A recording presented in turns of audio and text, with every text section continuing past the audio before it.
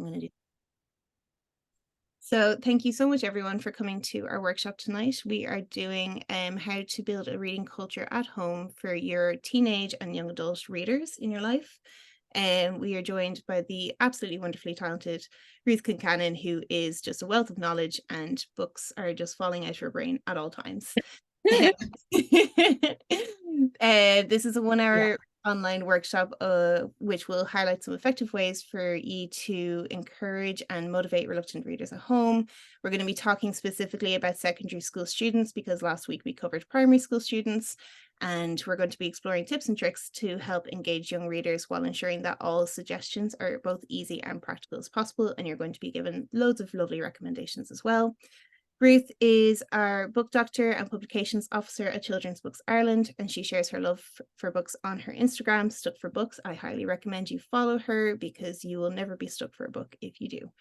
I'm going to just go through some quick housekeeping. If you don't mind keeping your microphones off, you are welcome to have your camera on or off, whatever you are more comfortable with. And if you have any questions, just pop them into the group chat and we will address them at the very end. Thanks, Mill, and I'll pass you over to Ruth. Thank you so much, Ruth. I am just going to get my screen share started. Hopefully you can all see that. All good. Okay, I'm going to fly away into this. So thanks so much for joining us. I am going to be talking tonight, as Ruth said, about building a culture of reading at home, specifically for teens and young adults in secondary school. So I'll try to keep this at an hour, and I will leave time for questions at the end. So if they come to you while I'm talking, feel free to pop them into the chat. Or if you want to ask me directly at the end of the session and just unmute yourselves, that is grand also. So this is what I'm going to cover tonight. I'm going to have a look at what the book gifting program in your school means for parents and guardians. I'll cover tips for adults on growing readers, and this will include some specific recommended reading. And the books that I'm recommending are books that are part of the starter libraries that are given to the book gifting schools. So your teen will have a reference point for these. They should have a copy in their school. And I'm also going to give you some activities that can engage to help you engage with books at home. I'm going to highlight some points to be mindful of when trying to create a reading of culture at home, and outline some useful resources that might make life a little bit easier for you. And then we're going to finish up with Q&A, as I said. So kicking us off, what the book gifting program means for parents and guardians. So Children's Books Ireland, if you're not familiar with us, our vision is an Ireland in which every child is a reader, and our book gifting schemes help to get books into the hands of as many young readers as possible. We advocate for well-stocked school libraries with appropriate staff to guide young readers, but as you all know, unfortunately, many schools lack the support to make this a reality. So our book gifting projects focus on schools in need or experiencing disadvantage, and give students equal opportunities to read excellent books, bring artists into the classroom virtually or in person, and to boost their enjoyment of reading, and support teachers with resources to promote reading for pleasure and creative engagement with books. So as you can see from the points that I've outlined on the screen here, we really do believe that reading matters, and we're committed to making books as accessible to young readers as possible, and to make reading an enjoyable part of their education and their everyday lives. So I'm going to begin with some tips, as I said, on growing readers in the home. And the first tip to remember is that your attitude is key. So never underestimate the power of your own enthusiasm, even with teenagers. I know young people can always tell when you're humoring them. And as teens, they're particularly fond of pointing out hypocrisy. So do be sure to practice what you preach. Talk about books. Let your child see you reading, be it the newspaper or a magazine or a book. Discuss authors that you know. Take them to the library. Go to author signings or book events. Lots of libraries and bookshops host these, and they do try to keep the fees down as well too. And I think that seeing an author in real life at an event or a festival and hearing them speak about their own book is one of the most surefire and effective ways to get young people engaged and interested in books. And in terms of sharing stories with children who have gone beyond that point of they don't really enjoy being read to anymore, they're older teenagers and they're probably a little bit more reluctant to engage with you in books, there's still some ways that you can share stories together. So this brings me on to my first activity suggestion.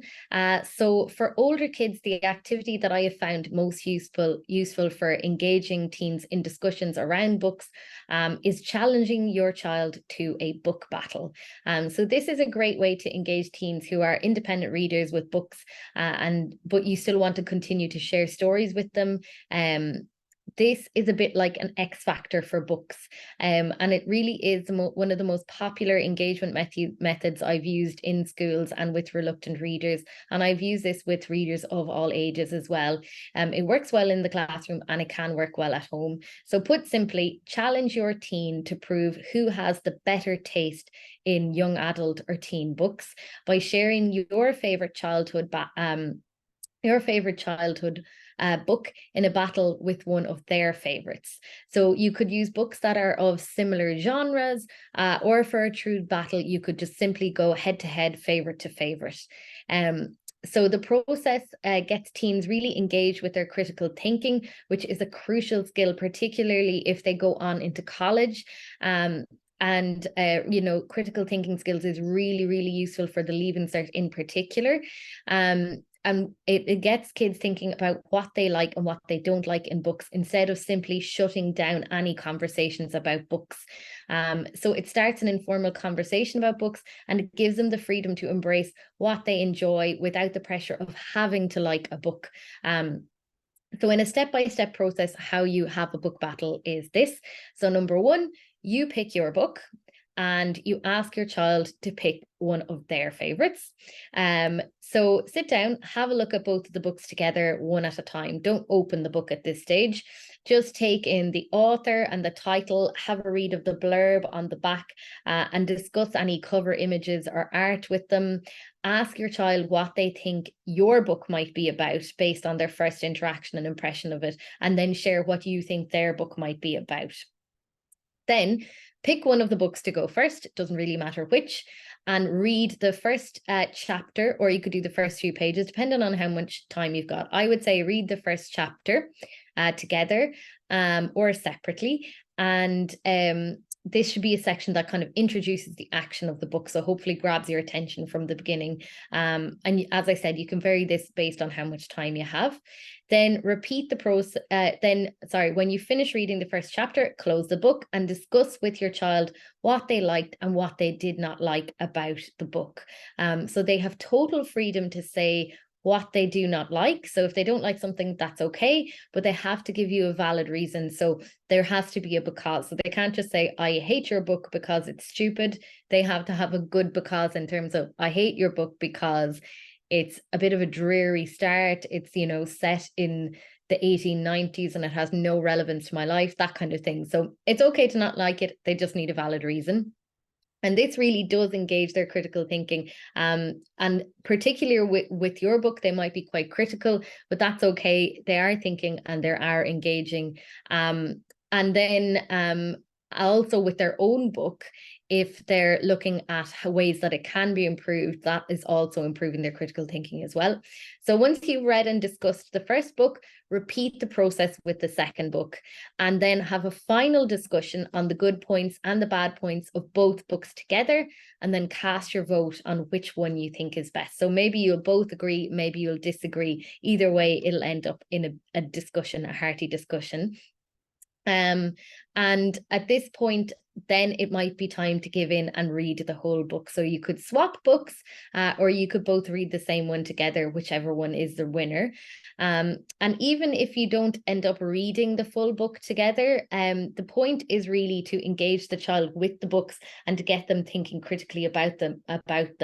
And they will read the whole book once they find one that really catches their attention. I find that often happens, that there could be a couple of books that you do with the book battles that they're just not interested, and then you hit on one and they will actively go searching for it and read it. So based on your libraries, I've selected a few examples of pairings that might work for the battles. So first example that you could use in a book battle is Frankie's World. This is an excellent and super popular graphic novel about Frankie. She's finishing up 6th class in this one, in the first book, and in the second book, Finding My Voice, she's starting secondary school. So it's a great one for that transition into secondary school, because she's coming to terms with friends, bullies, and being a bit different due to her size and also undiagnosed autism. So you could battle this with the Beano, Tintin, Asterix, and Obelix, one of the comics, your favorite comics from childhood. And it really would be interesting to see how graphic novels and comics have evolved through the years. Another great book you can battle with is The Wordsmith. This is by our current laureate in Oak, Patricia Ford, and it's a dystopia where art, culture, and language have been limited, and this makes freedom of communication and coming up with new ideas an impossibility. So it's a really gripping mystery story, and you could battle this with one of your favorites if your favorites are, say, something like 1984 by George Orwell, which is on the Leaving Cert curriculum, or maybe The Giver, which I think might be on the curriculum, or it was anyway. So something dystopian, if you're a big fan of them, you could battle with this one.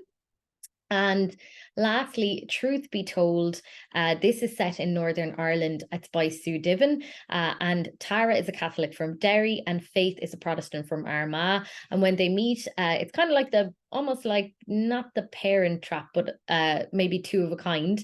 So they're alarmed to discover that they look extremely alike, and they set about figuring out their past and also their current identities. So it was nominated for a CBI Book Award last year, and this could probably battle with Across the Barricades. So if you recall Joan Lingard's really popular series, I think it was in the 80s and 90s, if that was a favorite of yours, this would be a really good one to battle with. And as I go along and recommend books, you'll notice that underneath, because secondary school is such a vast time in maturity and development, underneath I've indicated the ages for that I would recommend all of the books for. So just to give you a bit of a guideline.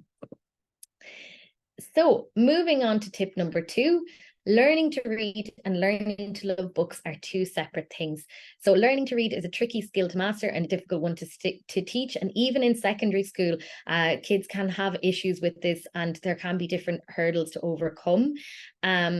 So my best advice when you're trying to encourage reading for pleasure at home is you need to mentally separate their ability from their interest and engage with your child in a different way when it comes to reading for pleasure. So try as best as you can to disengage from your knowledge of how they're doing at school, if they're doing honours or past English, if they're keeping up with their Shakespeare or their contemporary poet. Forget all of that.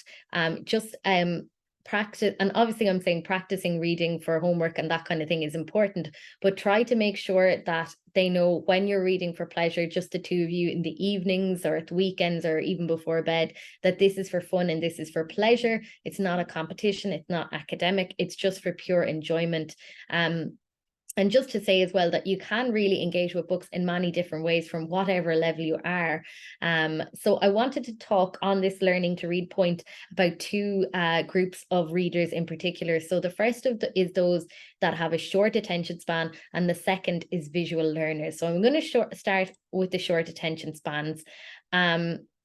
So everyone's attention span, and that goes for children and adults, has really declined, I think, since the pandemic in particular. We're used to the instant gratification of social media, and I think TikTok and Instagram have got a lot to blame for this, but listen, it happens.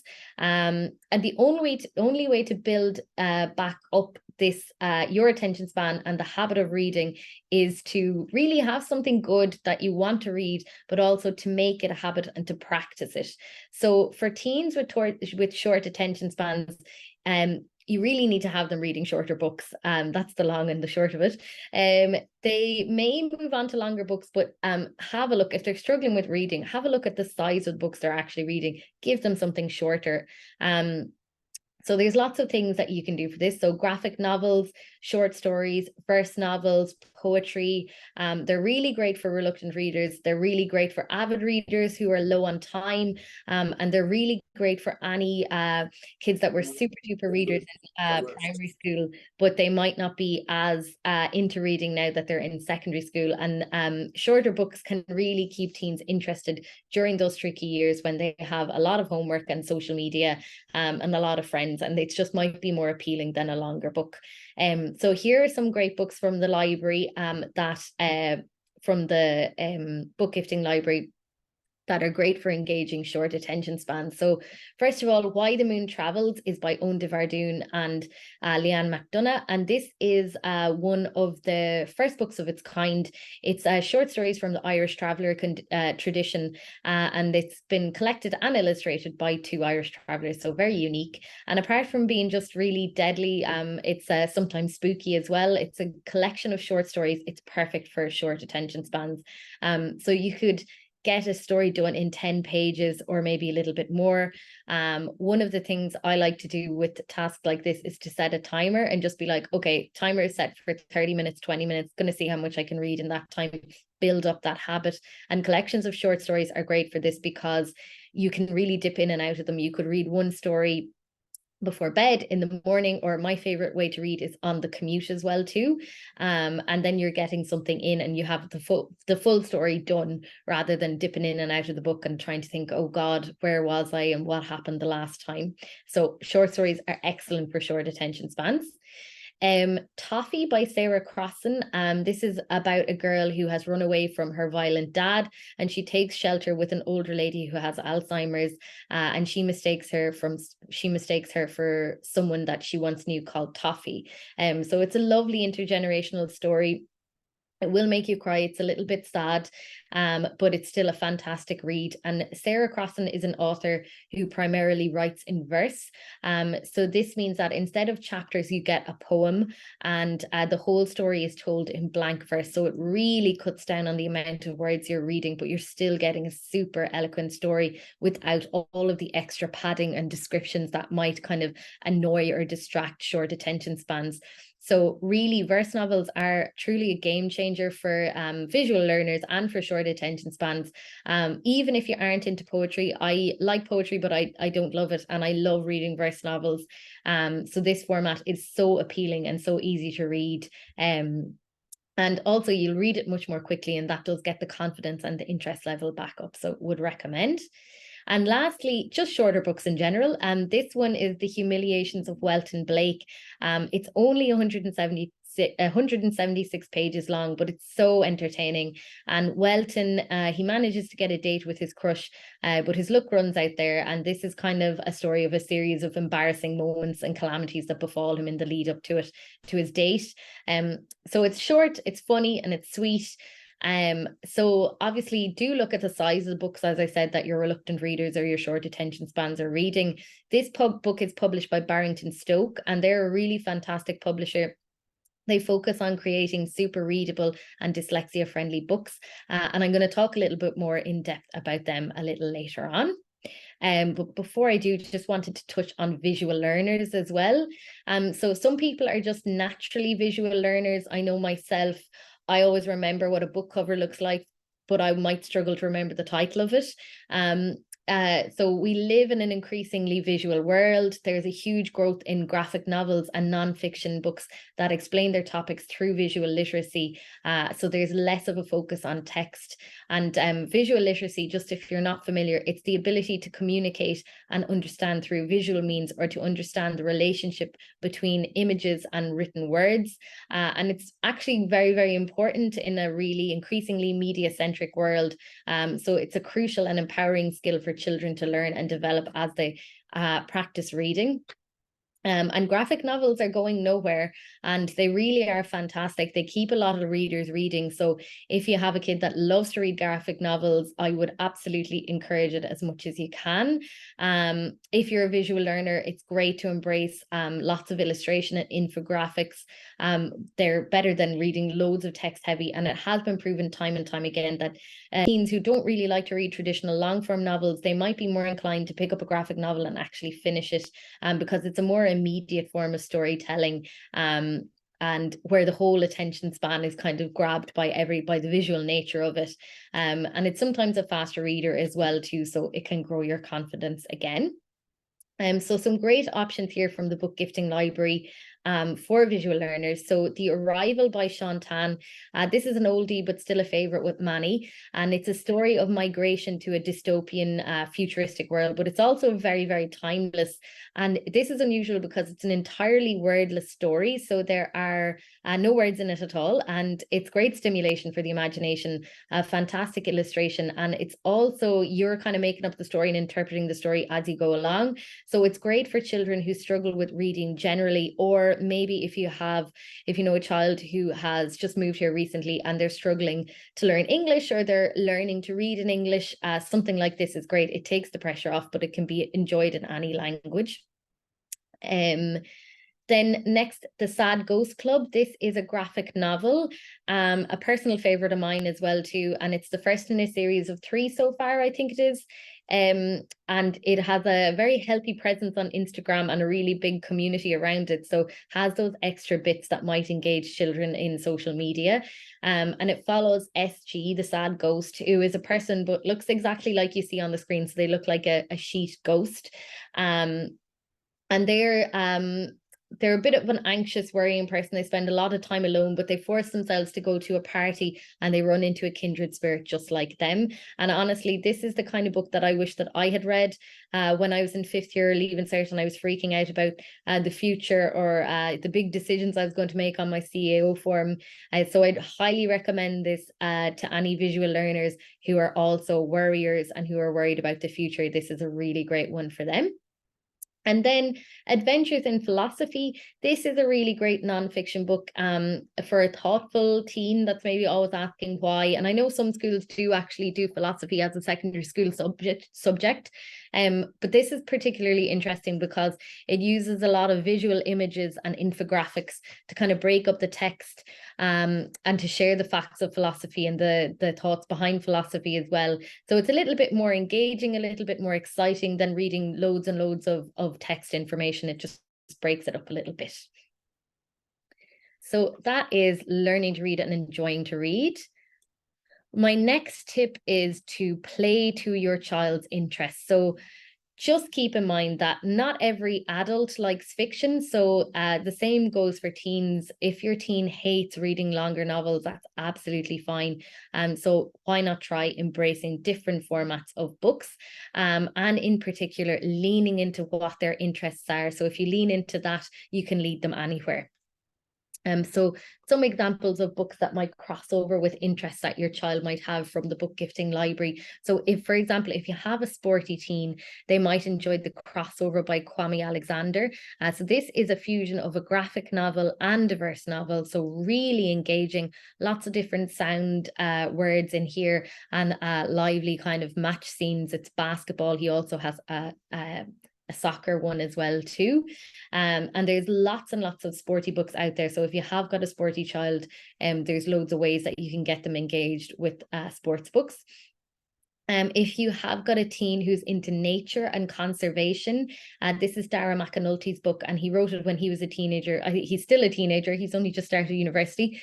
But I think he was maybe 16 when he wrote this. So this could be a relatable read. It could be an interesting read for a teen with similar interests. But just to flag, it does deal with depression as well too. So in case that's something that's triggering for your teen reader. And lastly, if you have a teenager that's really into the Marvel films, in particular, Loki and Thor, and I hope I've said that right, and they're Marvel and not DC. I actually can't tell the difference, and I know Ruth Ennis is cursing me because she definitely knows.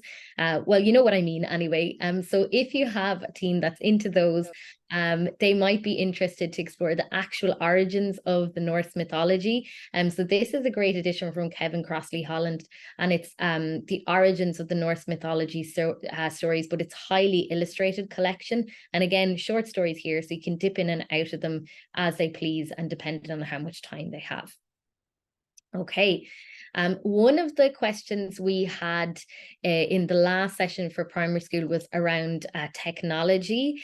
And so my next tip is actually maybe a bit controversial, but my next tip for you is to actually embrace technology. So I think our CEO, Elena, put it best in the introduction of our most recent reading guide when she said, "It's easy to demonize popular devices, but in reality, reading as an activity is competing with everything children and young people might otherwise be doing. From music to sport, learning languages to doing Lego, or just spending time with their friends. And all of these activities are great. They help children and young people to be active, to be social, and to think critically. So what I'm saying to you is technology is going nowhere.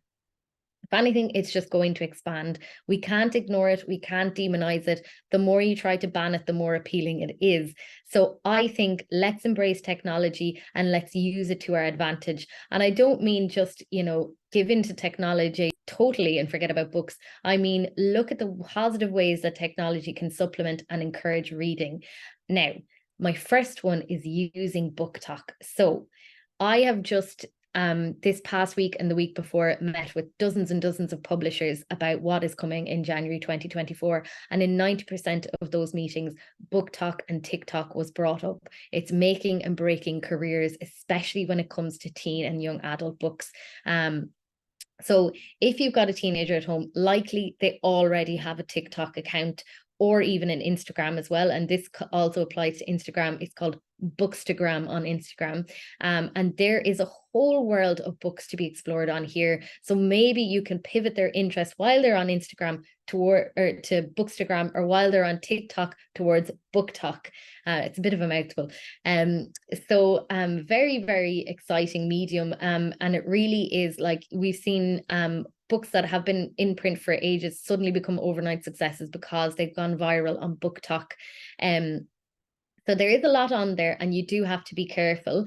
But it is Instagram, or Bookstagram and Book Talk are a great way to engage with authors, to find out about what is up and coming. There's lots of aesthetic images and videos. There's lots of people actively reading books and sharing their opinions on it, and books that are worth the hype, books that are not so good, that kind of thing.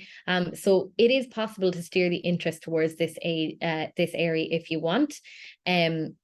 But I will just say, please be cautious about this yourself.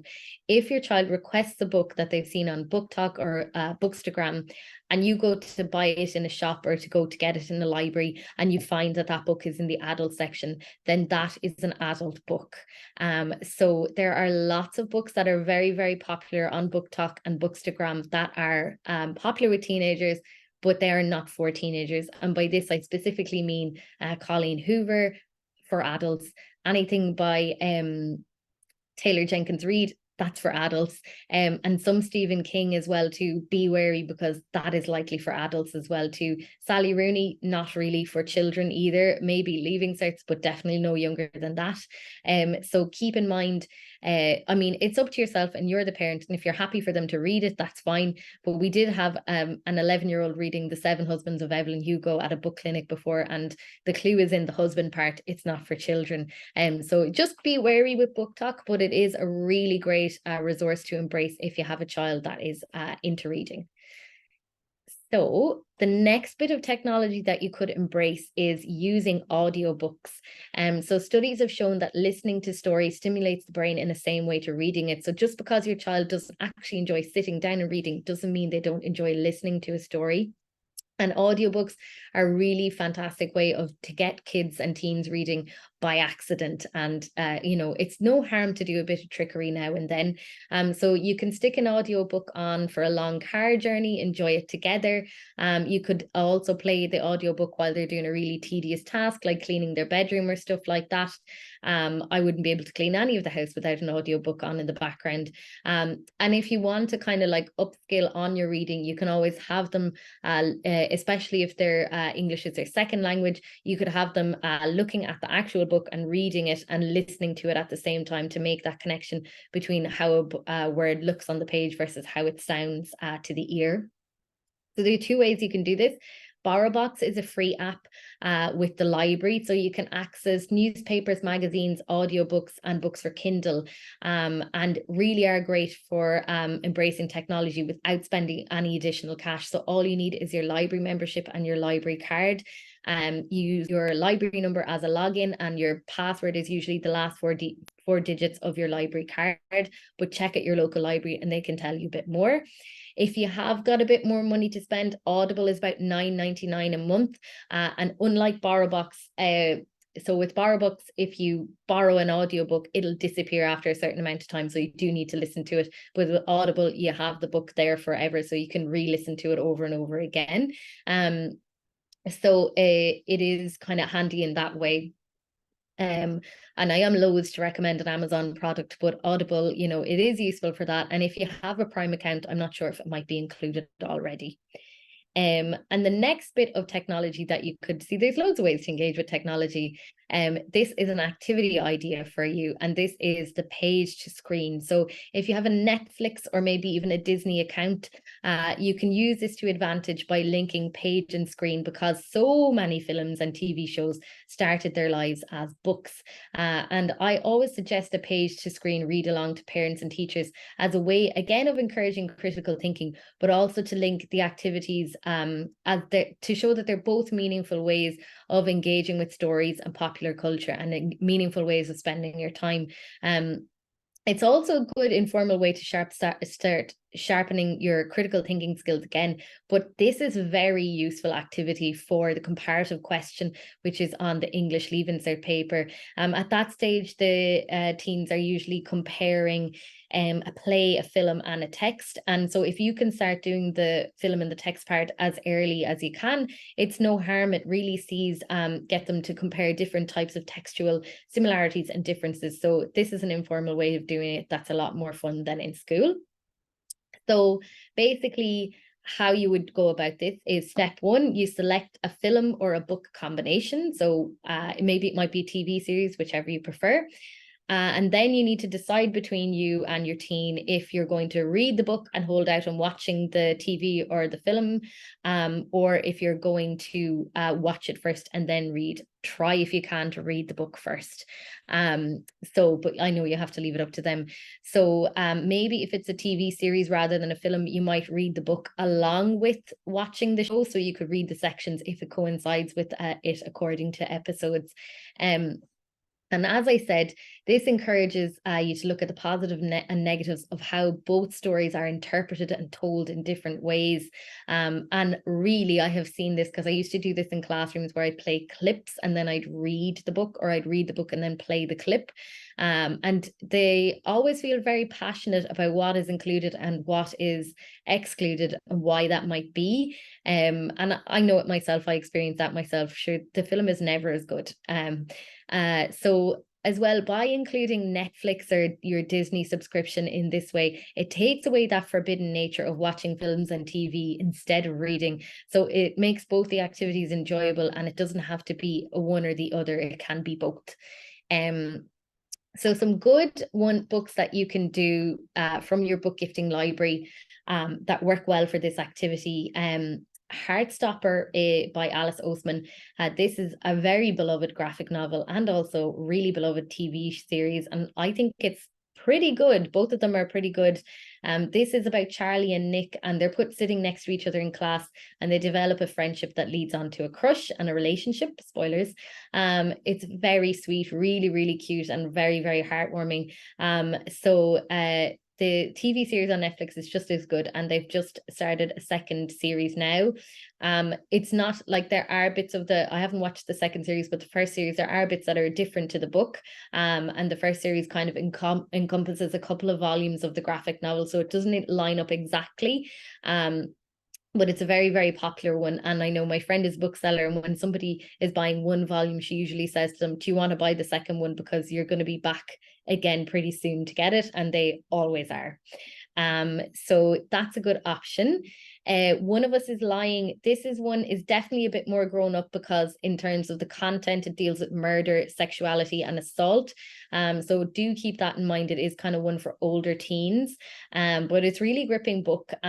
I'm not convinced by the Netflix series personally, and I have no one to talk to that about with. I myself and my mother actually did both read this book, but she hasn't watched the series. So it really is something that can be enjoyed by different generations, particularly if you like a crime or a murder mystery, or basically a whodunit. So that's a good one for older teens. And the next one, The Hate You Give, this is actually on Disney rather than Netflix, and it's a particular favorite of mine because I wrote my thesis about it. But it was groundbreaking at the time when it came out in 2018. It's set in America, and it's about an African American protagonist called Star, and she's the only witness to the murder of her friend Khalil, who was killed by a white policeman, and it kind of follows the fallout from this moment. So I think this is something that's really important to discuss with teens and young people, racism and institutionalized racism. And it's a really good book to have, especially because in schools they tend to stick to kind of a little bit old-fashioned and a little bit tired narratives like Roll of Thunder and To Kill a Mockingbird. I'm not saying that those books are bad, but I'm just saying they could do with a bit of modernizing. So this is a really good book. The film is okay, but the book is super excellent, so would recommend that one. So that is Embracing Technology. I'm going to come on to my final tip now, which is let the child choose, or in this case, let the teen choose. So where you can, let your teenager choose books for themselves. You might have to intervene here and there in terms of the content and the difficulty level, but do let them make their own choices. Even if their choices seem like a bit ridiculous to you. I know I've often had at book clinics kind of kids say, oh, I really want to read this, but my daddy says it's silly or whatever. Let them read the silly book. As long as they're reading something, it's better than nothing. And they're far more likely to read a book and actually finish it if they've chosen it themselves, particularly teenagers. So you also, if you are a teacher, you might notice that enthusiasm for any class novel will fade. Doesn't matter how good it is. If you have to read it for school, you just don't want to read it. So let them choose. And a reminder as well that it's okay if you don't like every book you read. So give them permission to stop reading if a book is bad, or if they don't like it. I usually have, you could have a 2-chapter rule, you could have a 10-page, 50-page rule, depending on the size of the book. It's important that they know that they don't have to like every book, otherwise they will never find one that they like. So sometimes you can't win them all, and it's okay for them to put a book down. There's plenty more where that came from. And just to say as well that I was a really good reader when I was in primary school. My mom used to take my books off me at night time because I wouldn't go to sleep. And I really fell out of reading in my teenage years. And this was before social media was even that big of a thing. I had just too much homework on, that kind of thing. Friends were distracting. So if your child was a super reader and they're in this phase now, they will come back to it. I obviously did come back to reading and loving books. And I know all of my friends that went through a similar thing, they have come back to reading now as well too. So just hold tight. They will come back to it in their own time. So some last things to remember then before I move on to useful resources for you. Just to keep in mind when you're trying to encourage reading for pleasure at home is, first of all, just remember that pride, age, and ability, they don't always align and they don't always match. And usually teenagers or young readers are aware of this. So in particular with reading for fun, as I said, let them understand that reading at home is for fun. It's not a competition. Keep in mind that all of the children and all of the teenagers have had 2 years of disrupted school, even with everyone's best efforts, and it has affected literacy and abilities like that. So you might notice a difference with your teens, particularly if they have older siblings who weren't affected by the pandemic. So all I can advise is patience on this one, and try to create a shame-free zone for you and for your child as well. So you won't achieve anything by shaming them for reading certain books or for not being able to read as high up as their siblings were. So keep in mind that they're doing their best, and also keep in mind that you're doing your best as well. Reading and encouraging somebody else to read, it's not an easy thing. It can be a tough habit to make. So don't judge yourself if you're finding it difficult. just keep plugging away at it as best you can. And if they are, it's good that they're reading anything at all. So even if they're reading books at home that are really for more primary school level, like, let them read it. At least they're doing something, and they will sharpen their skills over time. Second, never gender books. So this kind of is more so for primary school than secondary school, but publishing is an industry, and they tend to target audiences, and so sometimes they jacket their books in a gender suggestive way, but it doesn't mean we have to adhere to it. So particularly with boys, they can sometimes be reluctant to read books with a female main character, and that's just not really good way to go about things. So try to encourage a bit of diversity in your books where you can.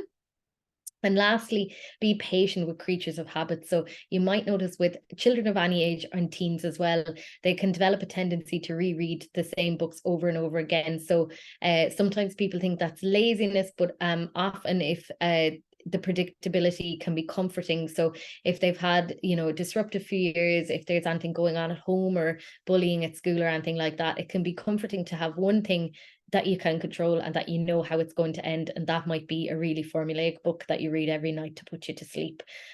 So let them know that there are other options, but basically leave them to it. They will come out of that habit whenever they're ready. Okay, so we're coming up on time, and I want to make sure we have enough time for questions. So I'm just going to run through our resources. So useful resources to make things easier for you at home. First of all, Children's Books Ireland. So that's our website you see on screen, www.childrensbooksireland.ie. We're always here to help. Our website is filled with resources, so you can check out our recommendations, that tab on our website. We've got themed reading lists, which have been put together by book doctors on different topics like folklore, historical fiction, that kind of thing, if you're looking for your next read. We have reviews in our magazine Inish available online for free, and our reading guides as well too.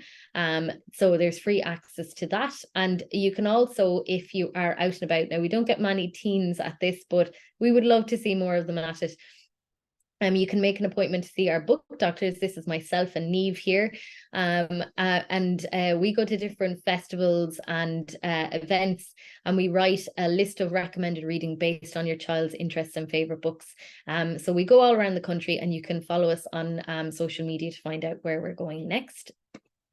Next resource, never underestimate your local library. They really are a great resource for story times, author events, reading initiatives, and book clubs. So if you don't like to read yourself, maybe your child can read there.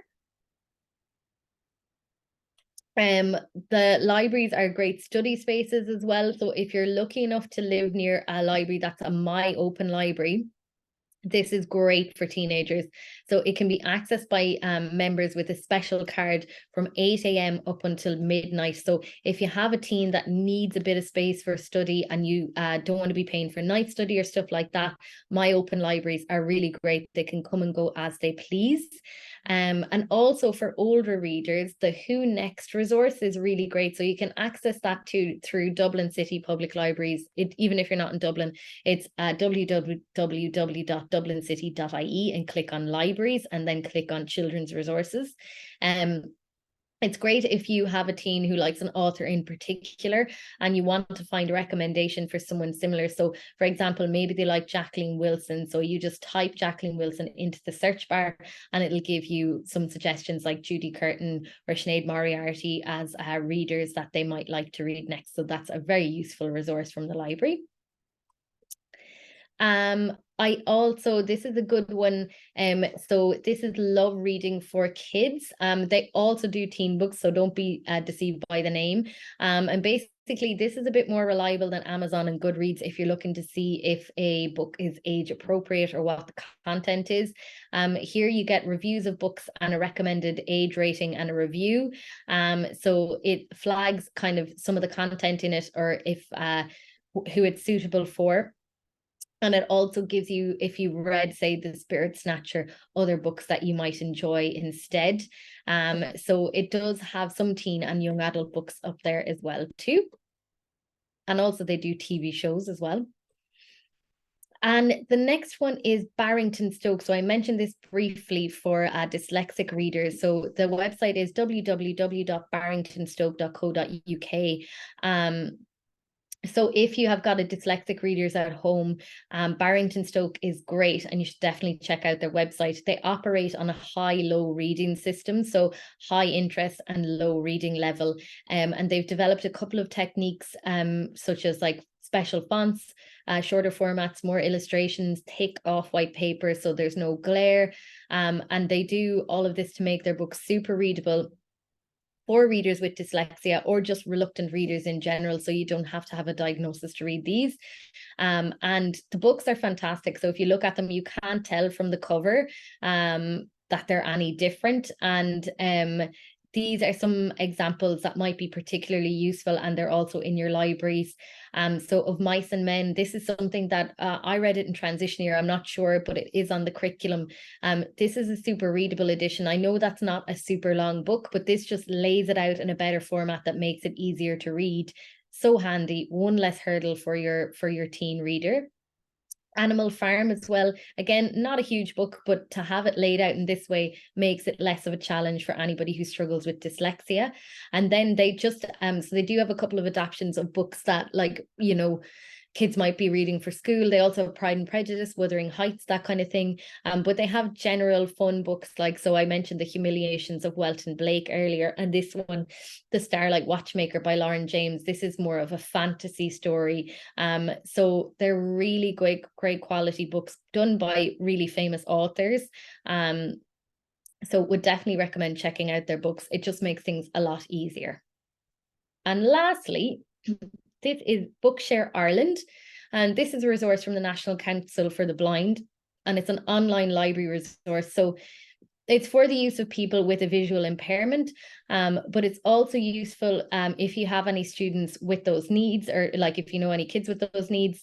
But it's also open to children and teens who have been diagnosed with dyslexia. So if they have a dyslexia diagnosis.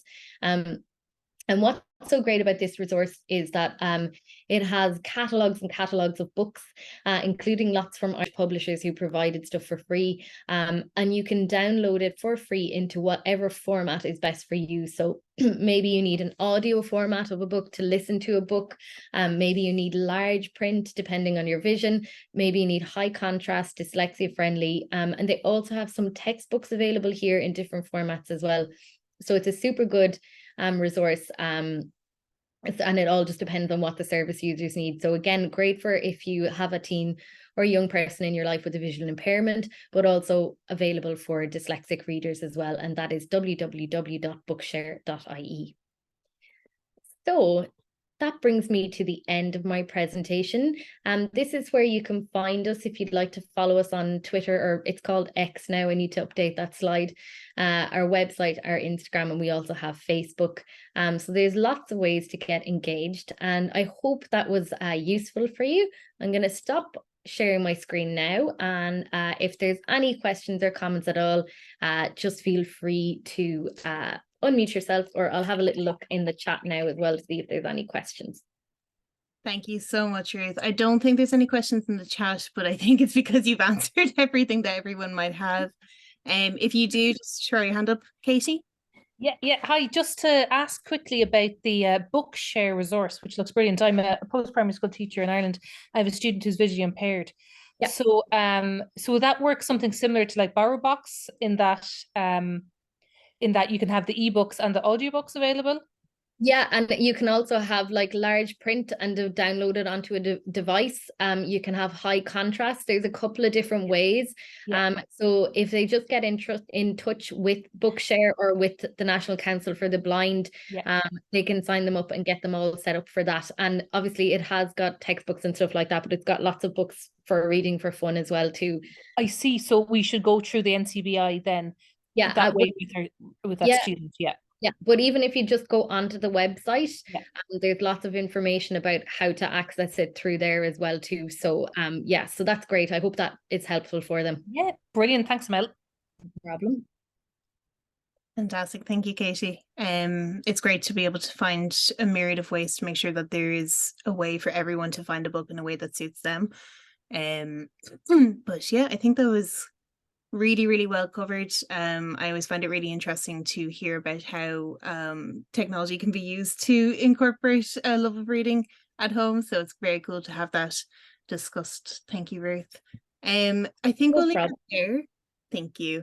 I think we'll leave it there for now. And if anyone does have any questions after we finish up today, you can just drop us an email to bookgifting@Children's Books Ireland, and we'll be happy to pass on the query to Ruth then. Or if you have anything that you would like to ask us in general about reading or about books or about the book gifting program that your school has been a part of, just let us know. We'll be happy to answer any questions then. There are more workshops coming up over the next couple of weeks.